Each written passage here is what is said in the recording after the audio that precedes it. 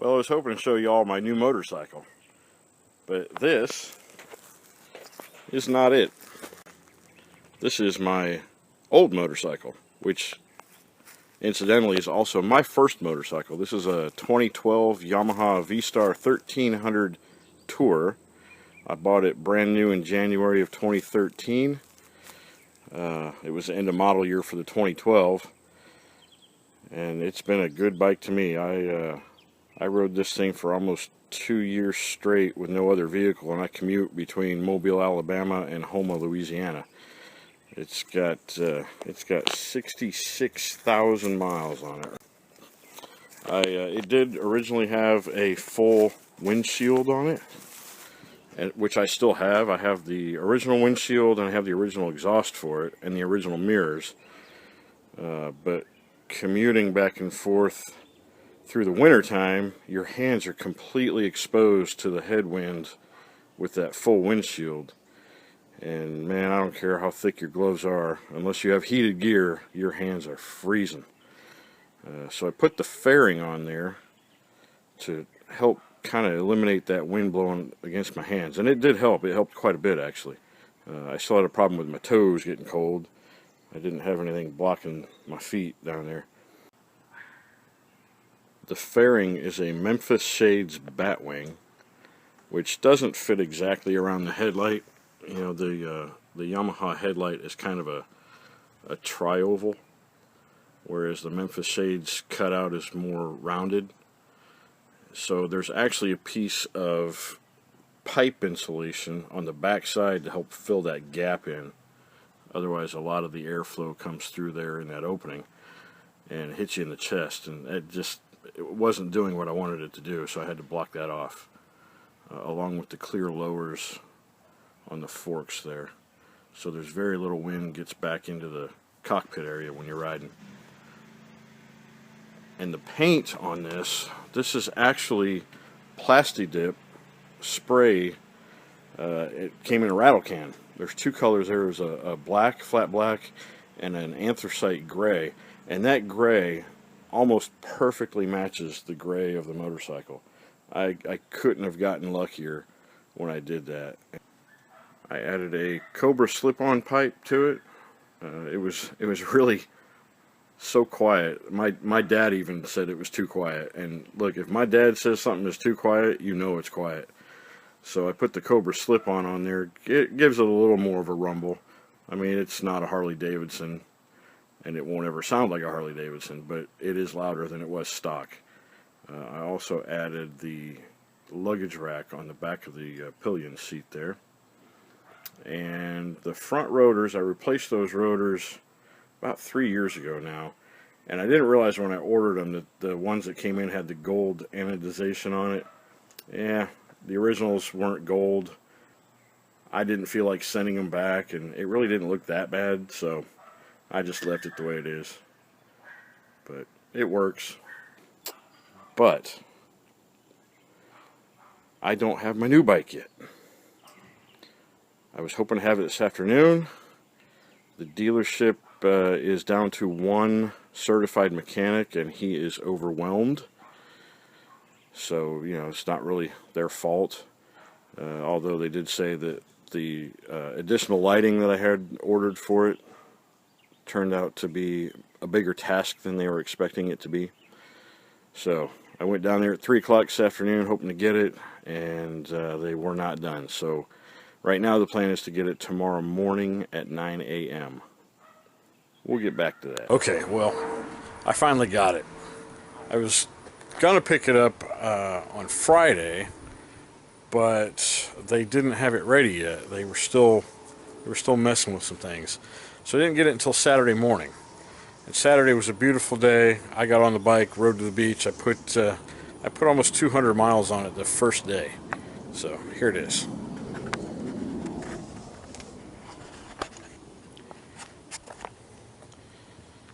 Alright, it is now Monday afternoon. It rained all day on Sunday. Well, most of the day. I rode to Hattiesburg, Mississippi from Mobile, Alabama this morning. Did a little round trip. I now have 530 miles on it.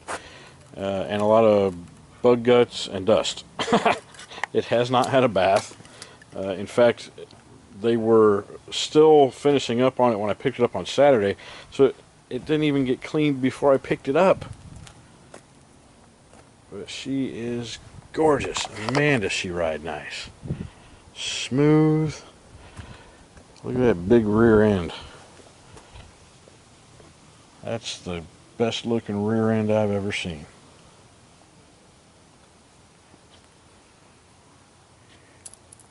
And is it just me, or does this look like a Star Wars alien?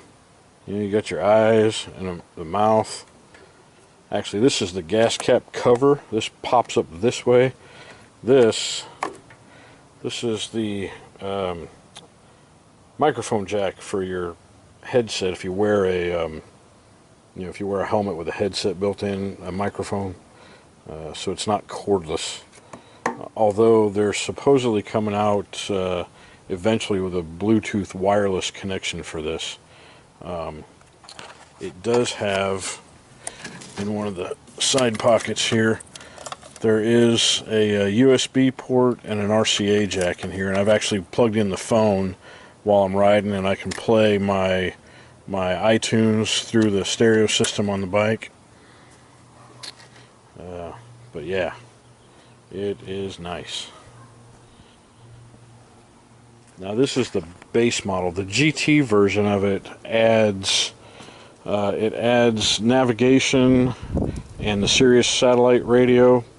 I just didn't, those aren't things I would normally use, so I didn't feel like it was worth the extra money to get that. It would have been another $1,500. There was those things. There was a couple other things that get added to that package that just, for me, it was just extra money that I didn't want to spend. So, if I had gotten the extra package, there'd be a second antenna here for the satellite radio.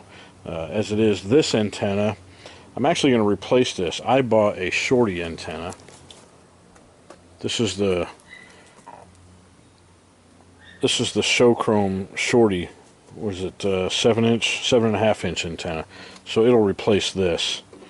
Just becomes a little less obvious. And the cover, I got a cover that comes with this, and there's a hole with a Velcro flap on it. So you weave this through that hole when you put the cover on it. This will just make that a lot easier to do. Not that it's hard, it's just, but I'm not sure I like that one antenna sticking up there like that. So I'm going to replace it with this, and I think it'll look a lot better. Now, because of the closeness of that tank and the possibility of scratching it up, I bought this from Hopnell. It's a tuxedo tie with a pouch for your phone. Even though my phone, because I have an older 4S, iPhone 4S, it actually fits in that cubby. But if I upgrade to one of the newer ones, like the 8 or the 10, which I doubt, those are a lot bigger, and I don't think they will fit in there, but they will definitely fit in this. And it'll get mounted right along the top of the tank here, so it'll help protect it some. That's the hope anyway. But it should look good, that all that black on there. That blue is called they call it impact blue. I call it Air Force blue because I'm an Air Force veteran, so I think it works. Air Force blue. Anyway, there it is. Gorgeous. And man, does she pull this thing. I tell you, I think you could pull stumps out of the ground with this thing. There is so much torque. It's unbelievable. But I love it. Oh, some of the things I had added, the base model doesn't come with the fog lamps at the bottom, and then the auxiliary lighting up here near the forks. Those were the two things that they were adding that I think was really giving them a tough time. But then something else I noticed when I got home, I have a Passengers Backrest that's part of a quick release mount, and apparently they didn't install these mounts properly.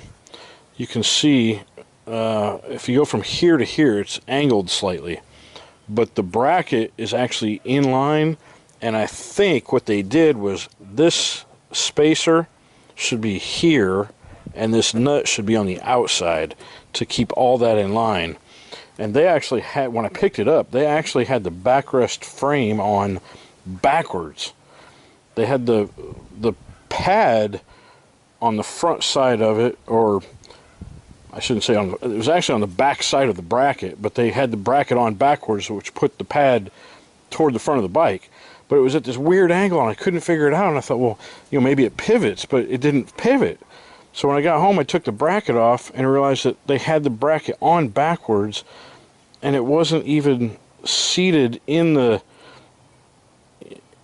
it wasn't seated properly on the retaining bracket. So it was on there, but it wasn't on there the way it should have been.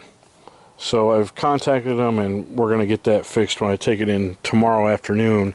I'll have 600 miles on it, and it'll go in for its first 600 mile service. But you know, other than those minor things, I absolutely love this bike. I love it, I love it, I love it. I couldn't be happier. So that's it. It's a Yamaha 2018 Eluder, the bagger version of the Venture, which is the full dresser that has the Passengers Backrest with the trunk and speakers, and the Venture actually has a reverse electric motor. This does not have that, and you know, it's not as heavy as the Venture, but it is heavier than my 1300, so I'll always have to be paying attention to where I park to make sure I don't put myself in a place where I have to back it up a hill, because there's no way I'll back this thing up a hill. So that's it.